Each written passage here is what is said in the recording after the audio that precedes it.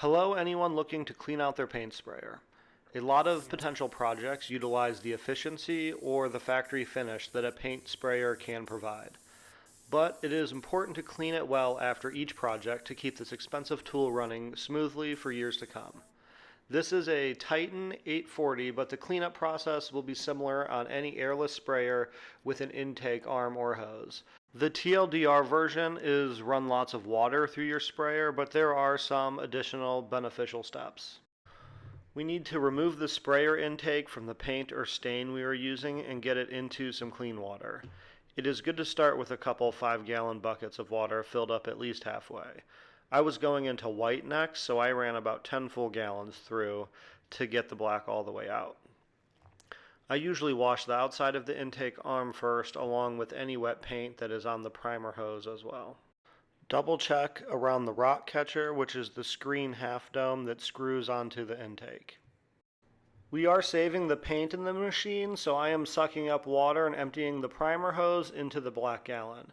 You can see here I ran it a second or so too long and got a little water puddle in my gallon, but it's not a huge deal and won't ruin it.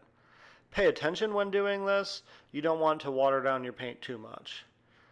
Turning the primer lever back off will pressurize your machine again. You can see here when I go to start emptying my main hose, it splashes a bit. With the primer still running, you can turn the pressure all the way off or switch the machine off before turning the primer hose off. Then pull your spray gun trigger before turning the pressure back up or the machine back on to avoid the high pressure discharge. That is beneficial if you are cleaning your machine indoors or need to stay a little clean air for any reason.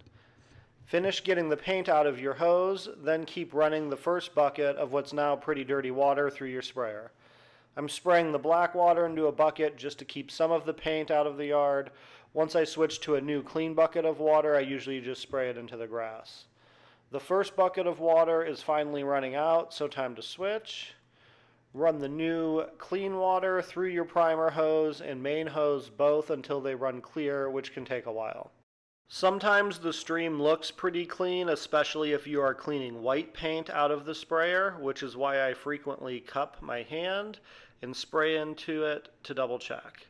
Once the water is coming out looking almost drinkable, reattach your tip guard and tip to spray clean water through it and keep it clean as well.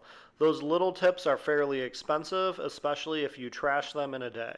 They do wear out quicker than I'd like, even if you do keep them clean. But they can work for several projects usually.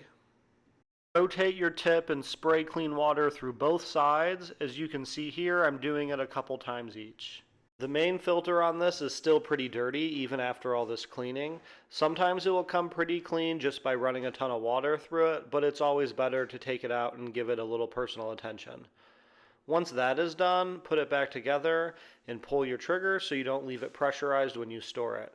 If it's winter time and you store it in a shed or garage that isn't temperature controlled, run your sprayer dry for 15 to 30 seconds, getting some of the water back out of the hose so it doesn't freeze and expand, potentially ruining your hoses or worse, messing up something inside the sprayer itself.